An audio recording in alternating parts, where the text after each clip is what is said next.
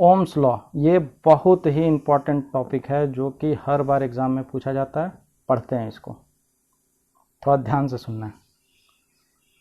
एक German physicist थे, George Shimon ओम, ठीक है। उसने एक रिलेशनशिप पाया करंट के बीच में और पोटेंशियल डिफरेंस के बीच में, ठीक है। क्या रिलेशनशिप पाया? उन्होंने पाया कि according to this law, electric current flowing through a metallic wire or conductor is directly proportional to the potential difference V across the end of the conductor provided temperature remains the same।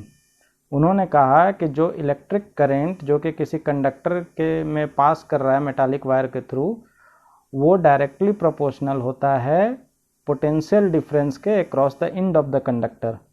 और ये उस समय जब हम लोग ये रहते हैं उसमें हम लोग को टेम्परेचर जो रहना चाहिए वो सेम रहना चाहिए। ऐसा नहीं कि टेम्परेचर वेरी करते रहे। करंट बहुत ज़्यादा देर तक हम लोग ऑन करके रख दिए, टेम्परेचर वेरी कर गया तो ओम्स लॉ फिर जो रीडिंग्स आएंगे वो सही नहीं आएंगे। तो इसलिए इसमें ये लाइन को लिखना जरूरी है, temperature remains same.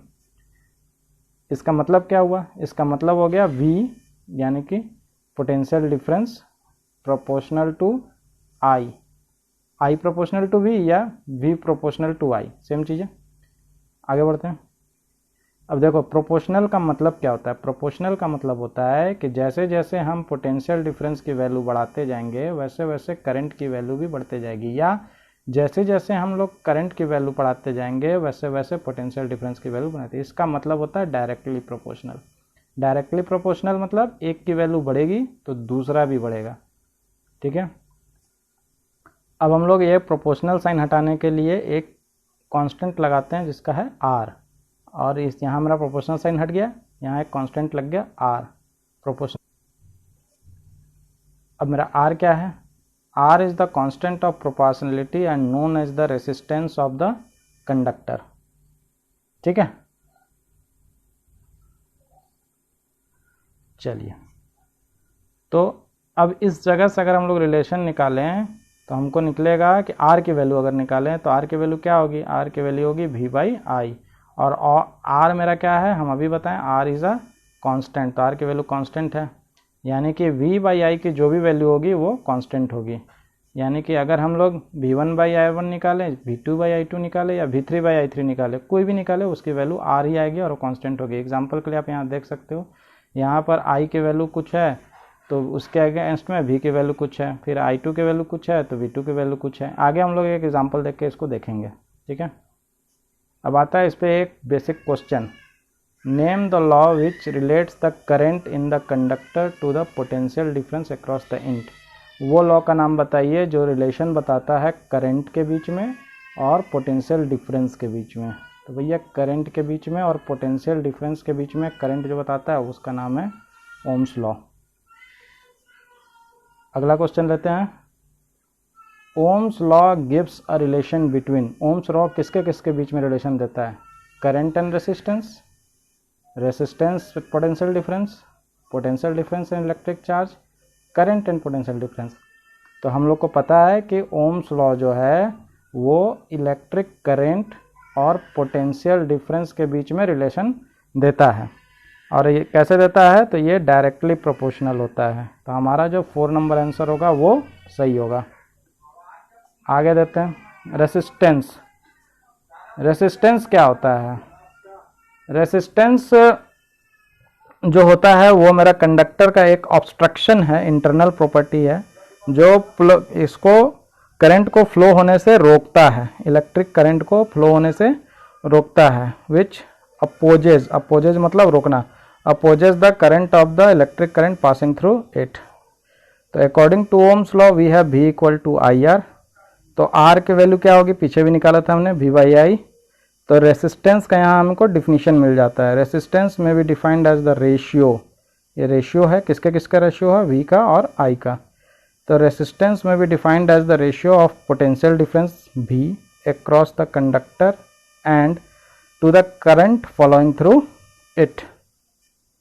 SI unit क्या होता है रेसिस्टेंस का? एसआई यूनिट होता है रेसिस्टेंस का ओम, और रिप्रेजेंट करते हैं इस सिंबल से, इसको ओमेगा नाम है सिंगल सिंबल का। तो आर इक्वल टू हो गया मेरा वी बाई आई, हम लोग जान गए इस जगह से, हम लोग को पता है। तो हम लोग इसका 1 ओम की वैल्यू निकालते हैं। अगर हमको 1 ओम की वैल्यू चाहिए, आर की वैल्यू 1 ओम चाहिए, तो हमको वी के भी 1 जानना होगा, या आई की वैल्यू 1 ओम डालना, 1 एम्पियर डालना। 1/1 इक्वल टू 1 आएगा। चलो, तो 1 ओम को कैसे डिफाइन कर सकते हैं? तो 1 ohm can be defined as 1 ampere of current flows when potential difference 1 volt is applied across the end of the conductor. ठीक है, अब क्वेश्चन आता है, name the unit of electrical resistance and give it symbol. तो भैया unit क्या होता है इलेक्ट्रिकल रेसिस्टेंस का? इलेक्ट्रिकल रेसिस्टेंस का ऐसा यूनिट ओम होता है, और इसका सिंबल ये है। अगला क्वेश्चन लेते हैं, name the physical quantity whose unit is ohm. वो कौन सा फिजिकल क्वांटिटी है जिसका यूनिट ओम है? तो रेसिस्टेंस का वो फिजिकल क्वांटिटी है जिसका यूनिट ओम है। आगे लग पढ़ते हैं, what is the general name of the substance having infinity high electrical resistance. वो कौन सा ऐसा सब्सटेंस है जिसका रेसिस्टेंस जो है बहुत ज़्यादा ही हाई होता है? तो हम लोग जानते हैं कि रेसिस्टेंस क्या करता है? करंट को रोकता है। तो वो कौन सा चीज़ है इसमें सबसे ज़्यादा करंट पास ही नहीं होता है, बहुत ज़्यादा रोक लेता है करंट को, उसको हम लोग बोलते हैं इंसुलेटर। तो उस सब्सटेंस का नाम क्या होगा? इंसुलेटर। आगे बढ़ते हैं, व्हाट इज ओम्स लॉ। पीछे पीछे हमने पढ़ लिया क्या है Ohm's law.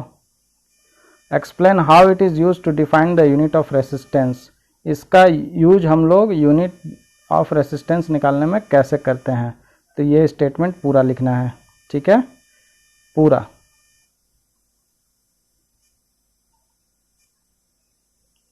What do you mean by resistance of the conductor. तो ये रेसिस्टेंस को हमने डिफाइन किया हुआ है।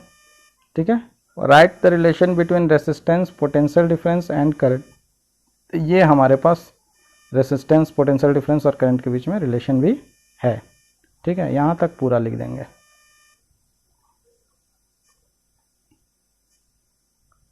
Define the unit of resistance, और डिफाइन यूनिट ओम। ओम को डिफाइन करना है, तो हम लोग यहाँ से लिखना शुरू करेंगे, वी हैव से लेकर, और पूरा वो ओम क्या होता है यहाँ तक पूरा डिफाइन कर देंगे। ठीक है।